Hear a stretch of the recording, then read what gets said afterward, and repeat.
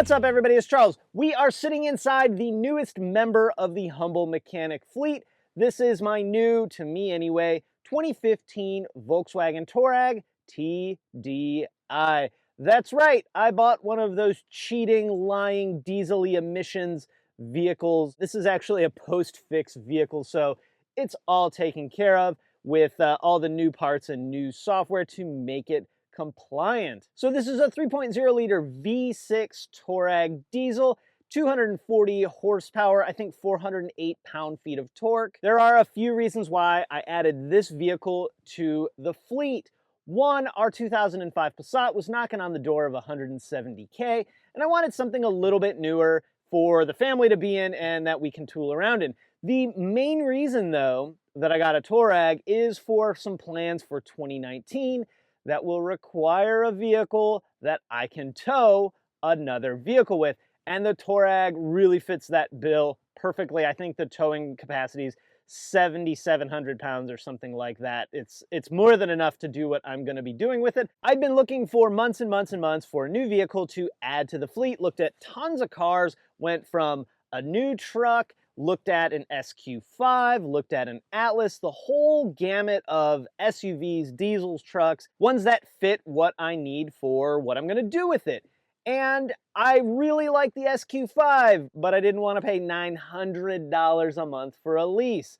I really like the Atlas, but I didn't want to pay $600 for a lease on an Atlas. So we picked up this 2015 Touareg. It's got 68 or so thousand miles on it. It's a local vehicle, so it's lived its whole life in the South, which gets 2 thumbs up from me. Perfect maintenance records, no accident history, a couple of minor little knick-knacky scratches, but no big deal. I also really like this one because it does not have a sunroof. As much as I love sunroofs, they can be problematic, and I really like the pano roofs, but the shade gets saggy and it invites water leaks, so I'm thankful that this one doesn't have a sunroof. It also has KESI. I don't even know where the key is for it. It also has KESI, so keyless entry, push button start. It's pretty well equipped. This is the sport trim package, pretty well equipped. I would love if it had memory seats and a heated steering wheel, but I think I'll be okay and just wear some gloves. But it does have heated seats and they do work, so I'm super happy about that. Unlike when I picked up the R32 and flew to Florida and drove it home, there will not be a everything wrong with this diesel Touareg video, at least not anytime soon anyway, because it's in super good condition, and that's really what I was looking for. Not looking to add another project, right? We have enough projects going on right now, so I wanted something that I could just hop in, mash the button, and drive it. Let's take a look under the hood.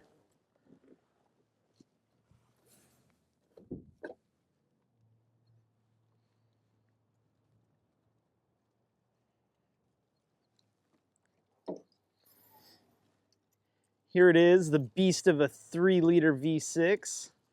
I did notice it's missing a clip for the airbox. Pretty sure I got one of those floating around. You can see our fuel filter here. We pull the engine cover up. There's our oil filter. You can see this mess of wiring and lines, fuel lines, coolant lines. We do have a serpentine belt, power steering pump. The AC compressor's down there somewhere. Here's our turbocharger all the way at the back.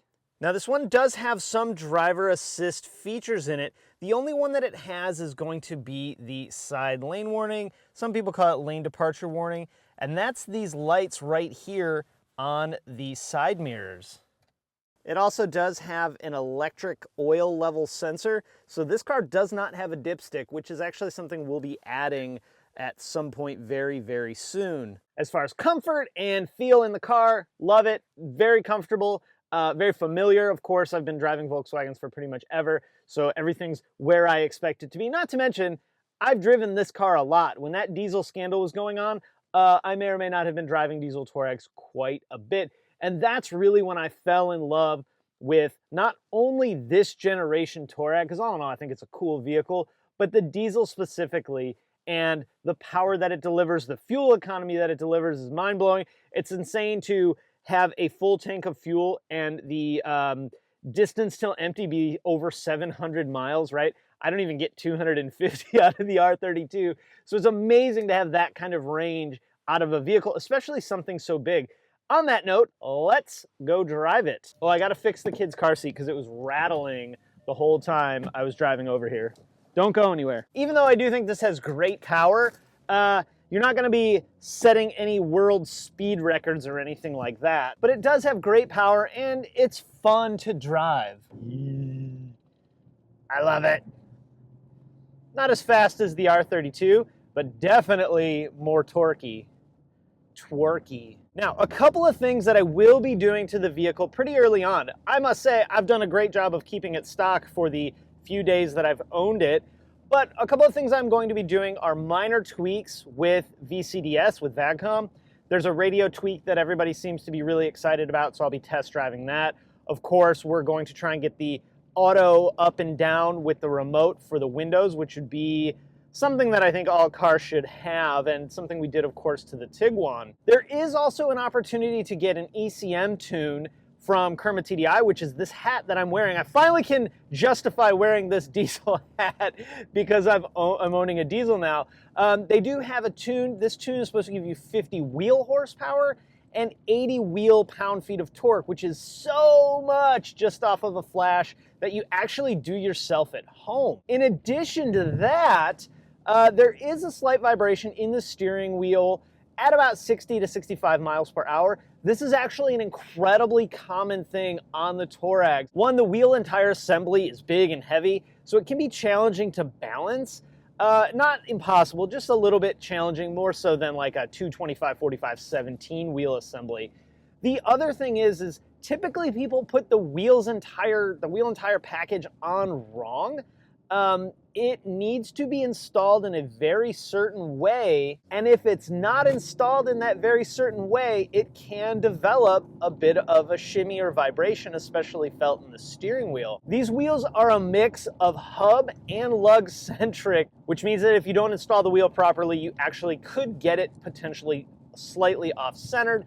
I'll be doing a video showing you guys the right way to do that. It seems completely ridiculous to have to do that. Going back to the tune, I'm probably going to hold off on that tune for a while. I want to shake the car down, make sure everything is actually functioning properly. Also, this vehicle does have the warranty extension for the diesel, so I don't want to upset or compromise any kind of warranty on the vehicle, so we're probably going to hold off for a little while anyway. As far as maintenance goes, I am going to be doing an oil change, a fuel filter, a pollen filter, an air filter, of course getting that little clamp fixed as well.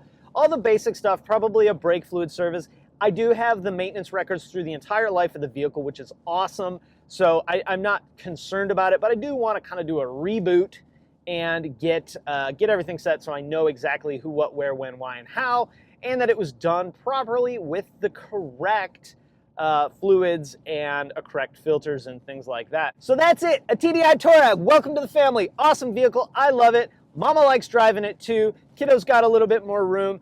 I still have the Passat. We'll be doing some videos on the Passat now that it's not her daily driver, or my daily driver for that matter. So we'll be getting some 1.8 turbo content at some point once the GTI is back on the road. But that brings up my question to you guys. What kind of videos do you guys want to see on this vehicle? You guys have been asking me for more diesel stuff, for more diesel videos. Here's your opportunity. Drop it in the comments. Let me know what you want to see. Of course, the maintenance and stuff we'll be doing DIYs on, and I'll be absolutely sure to show you the right way to put the wheel and tire assembly on. As dumb as I think it is to have to do it this way, this is how we need to do it. All right, so with that, I hope you guys like it. I'm in love with this thing. It's no R32, and as much as I would have loved to have all the R6s at the house, I think the diesel was the right choice, especially for the Touareg. So guys, with that, I'm out. Let me know what videos you want to see. Have an awesome day. If you're watching this on the day it comes out, Merry Christmas, and I will talk to you guys again next time.